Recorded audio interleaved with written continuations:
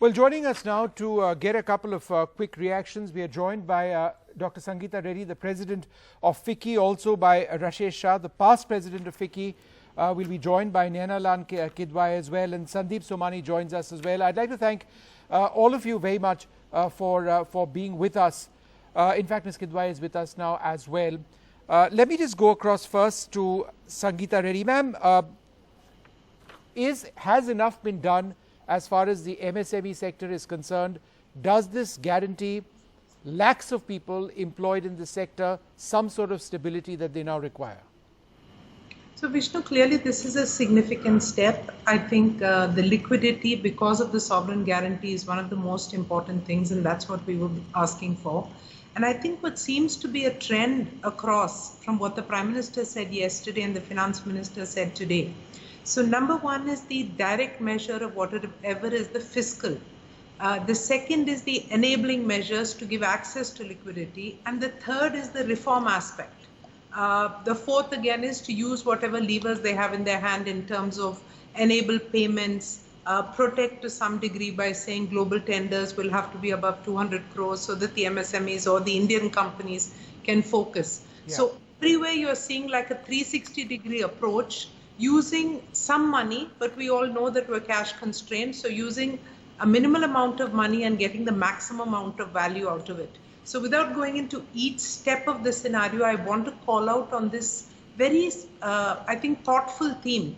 So by redesignating the definition of MSME, which has been a long-standing request from FICCI and other associations, you've been able to open up the sector.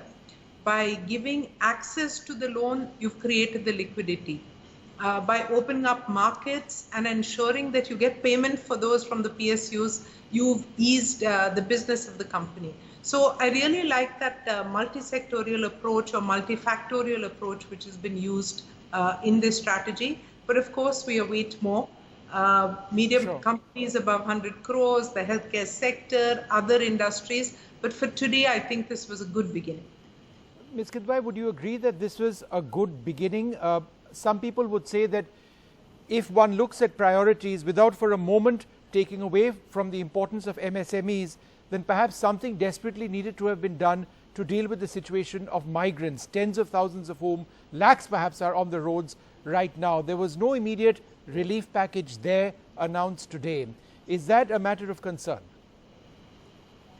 So, Vishnu, I don't know if there's more on the cards on that front, but today is definitely a day to celebrate the fact that with the huge amount of interaction that has been happening by many of us with the government on the MSMEs who are dying and who indeed are the ones that employ a lot of this labor that is in the sad state that it is very critical to revive. All of industry is critical to revive. MSMEs are large employers and they have been hurting for a while.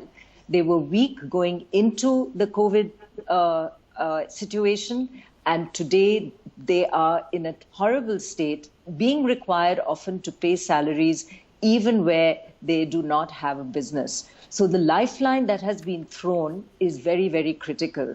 And I would really now look to how quickly can this be administered, because it's complex. This money has to be put into the hands of these companies who are eligible, and there are many of them. I don't actually know what percentage gets covered, but I would like to believe that it's at least 50 to 60% of the MSMEs that get covered. And if that is indeed the case, then it is a very important lifeline. And the second interesting one is that there is also thought being given to putting money into the hands of individuals.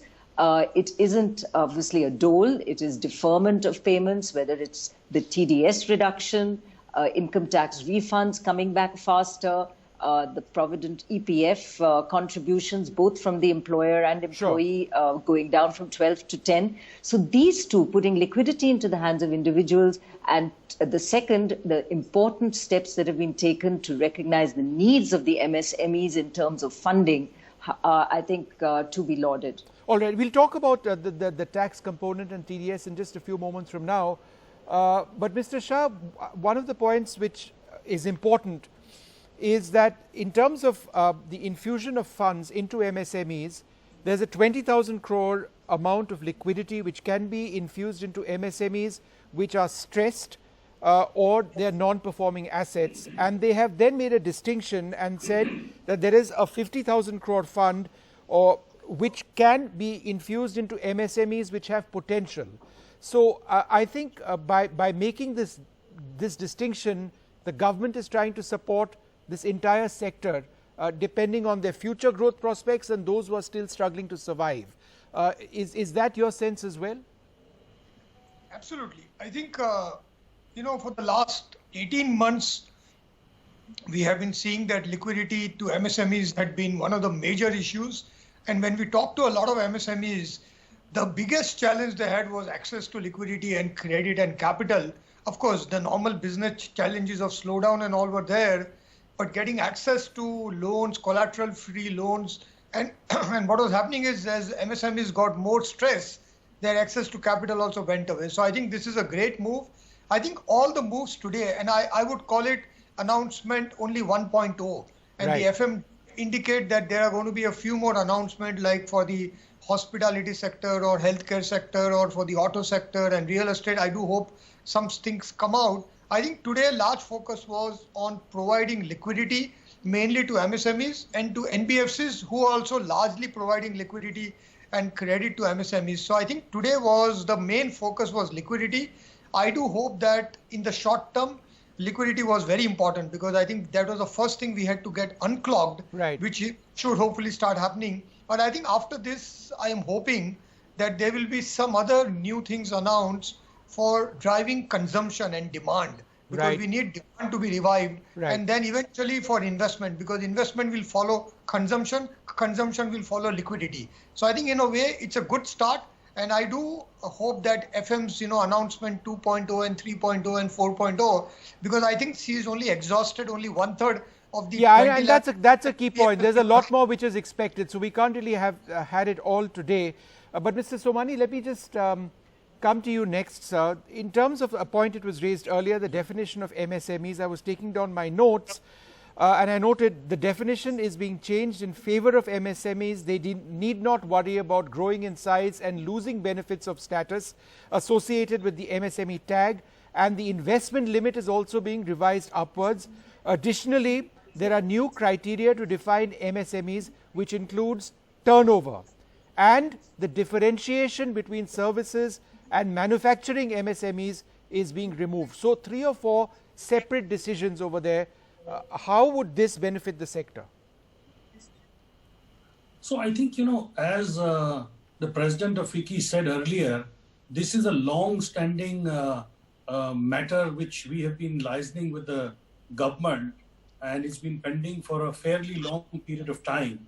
FICCI had actually desired that the old set of rules regulating the micro, small and medium sector be changed, and the new set would only define it by turnover, which at one point of time the government had agreed. It was even notified, but the law was not passed. This time they have made a sort of a combination. They have put in an investment limit as well as a turnover limit, which is good. Right. But I personally think that actually it should only be a turnover limit, because when you put a investment limit, it reduces access of all of these sectors to bring in the latest technology and become more productive. So I think as a first step, it's excellent. But I think over a period of time, they would need to remove the investment cap and only define micro, small, medium enterprises by the turnover that they achieve. Right. But I think a good beginning has been made. And if you see really today, the finance minister, it's one of the first of the many meetings she has promised. And I think if you look at, I was just doing a quick back of the hand mathematics, she has today more or less given 6 lakh crores of the 20 lakh crores which the Honorable PM was talking about yesterday. If you look at further at the 6 lakh crore, 4.9 lakh crores are in terms of liquidity infusion measures. Yes. So it doesn't really cost the government anything, but they are extremely timely and required because this was the need of the hour. Okay. About 60,000 crores, or roughly about 10% of what was spoken today, is actually a stimulus. And about 45,000 crores are loan guarantees. So the government has been very clever with the resources that they have. They have given a lot of liquidity support, and now it's for the banks to really make sure that this liquidity goes on to the people who need it. And they have not really spent a huge amount of money in terms of a stimulus. All right. So they've been quite So that can perhaps happen at a later stage in terms of stimulus and what we expect. I just want to discuss another couple of points, Dr. Reddy. Employers Provident Fund, I think a large number of our viewers will be asking one question. People in the middle class, people who are salaried, taxpayers, how much more money am I going to get in my bank account? As far as EPF is concerned, there is liquidity relief currently being given for all EPF establishments. That was announced earlier. Today, the government has decided to support this for another 3 months. 2,500 crores will benefit 72.2 lakh employees, and the EPF contribution will be paid by the government for a period of 3 additional months. So what sort of relief would you actually see over here for people paying taxes? So I think the contribution is where the difference is going to come. So about 8% potentially what would come into the hands of those who are eligible in the PF category. So what you're talking about is the salary, the statutory PF contribution being reduced from 12% to 10% for a period of 3 months. That's Right. where you believe that the biggest benefit will come over there. Absolutely. Ms. Kidwai, in terms of, again, that same question, how much more will people have at the end of the month or in the beginning of the month in their salaries? Is there anything else over here which indicates that that would go up? Well, the TDS, as I understand it, is for non-salaried Yes, employees. exactly. So that benefits won't go to the salaried class. But the payment of tax being deferred should benefit everyone in terms of not having to pay the tax outlay. I think 30th November is where it has gone to, and I'm assuming that applies across the board. So it is a small reprieve, and I think more needs to be done to bring demand back into the economy, because without demand, we may push whatever money we do into the MSME, but at the end of the day, we keep them alive only to supply goods to those who will buy the goods. So we do need to look at that end of the chain as well. Where does demand return? When do people have the confidence to buy?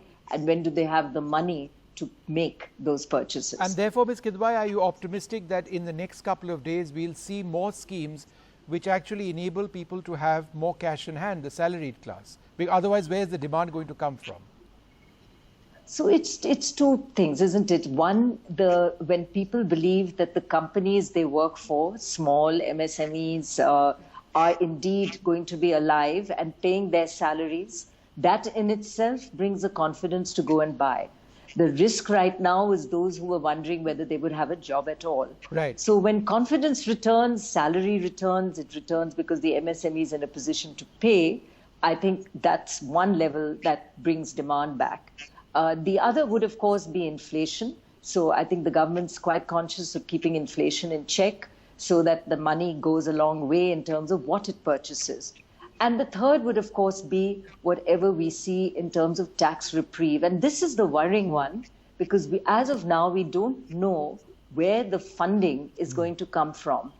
And I think I'm hopeful that the government recognizes that demand is critical, and increasing taxes is certainly not going to be an answer in these times in terms of giving funds in the hands of people. Sure. But the money has to come from somewhere.